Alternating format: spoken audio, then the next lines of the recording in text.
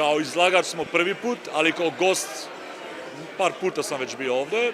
Super, salon je odličan, veoma elegantna atmosfera, odlična selekcija vina, lepi ljudi, super muzika.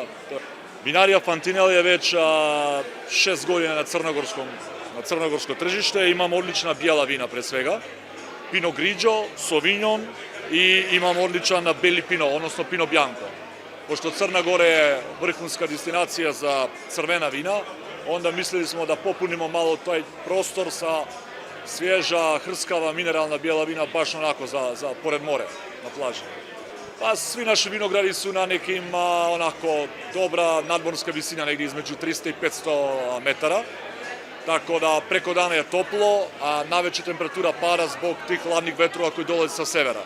Na taj način naše belo grožđe je dosta odlično izbalansovano, rekao bi, između šećernih jedinica i onih organskih kiselina.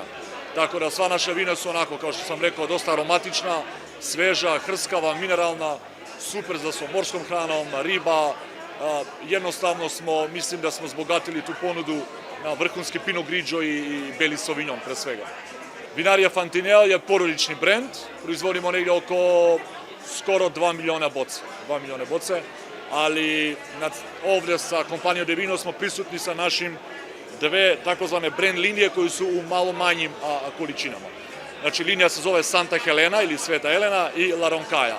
Tu pričamo negdje oko 60 do 70 hiljada boca.